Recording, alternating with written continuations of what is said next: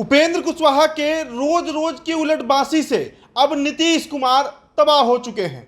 अब तो नीतीश ने यह भी कह दिया कि उपेंद्र कुशवाहा के बाबत किसी सवाल का वो जवाब ही नहीं देंगे। जब इतनी नाराजगी है तो कुशवाहा से आखिर किनारा क्यों नहीं कर रहे हैं नीतीश कुमार? ये सवाल अब बिहार की सियासी फिजाओं में तैरने लगा है।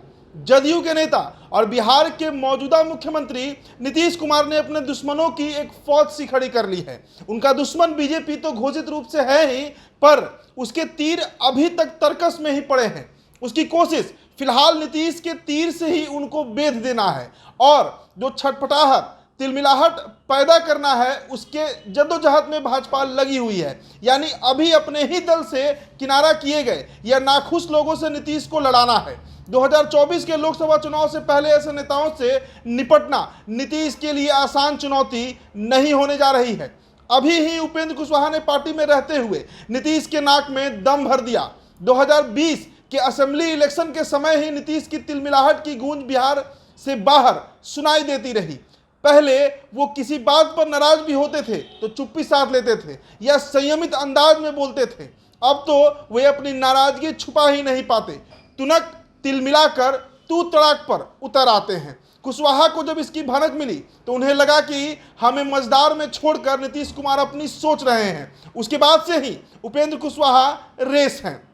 उन्होंने खुद भाजपा के साथ आने का मन बना लिया है। इसी क्रम में वो रोज रोज नीतीश कुमार के खिलाफ नए नए बम फोड़ रहे हैं। जाहिर बात है कि बीजेपी ऐसे ही किसी को क्यों कबूल करेगी। सो उसने शर्त रख दी कि आप जदयू को कितना नुकसान पहुंचा सकते हैं ये बताइए। कुशवाहा ने बीजेपी नेतृत्व को भरोसा दिया है कि अभी उनके साथ जदयू के 2 सांसद हैं जो उनके साथ बीजेपी में आ सकते हैं। ये दोनों कौन हैं उनके बारे में कुशवाहा ही बेहतर बता सकते हैं, लेकिन रणनीतिक ढंग से वे अभी इसका खुलासा नहीं कर रहे हैं। लोकसभा चुनाव करीब आने पर ही इस रहस्य से पर्दा हटेगा। कुशवाहा को बीजेपी की दूसरी शर्त है कि वो जदयू को कितना ज्यादा छीछा लेदर कर सकते हैं, करते रहें ताकि इसका लाभ भाजपा को मिल सके। कुशवाहा का प्रयास है कि जदयू में नीतीश कुमार को अविश्वसनीय बना दिया जाए। इसलिए उन्होंने पहला बड़ा बम फोड़ा कि जदयू के शीर्ष नेता बीजेपी के संपर्क में हैं। बीजेपी का प्रयास है कि वो लोकसभा में अपनी जीती हुई सीटें बचाए रखे। बीजेपी का मानना है कि 2019 के चुनाव में जदयू ने जो 16 सीटें जीती थी वह उसके जनाधार वोट में झोली में नहीं आई।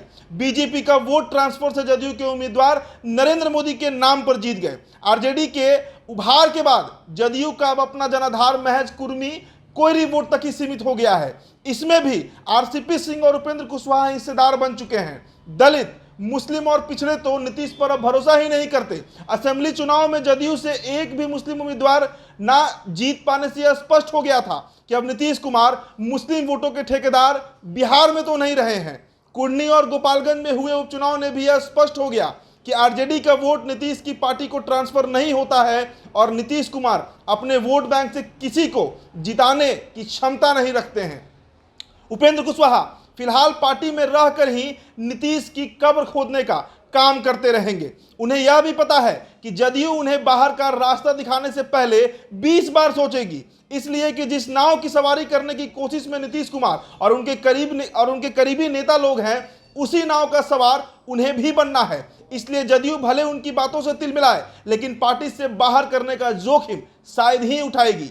दूसरी ओर कभी जदयू के ऊंचे पद पर रहे आरसीपी सिंह और प्रशांत किशोर हैं जो नीतीश की बखिया उधेरने में पीछे नहीं रह रहे हैं।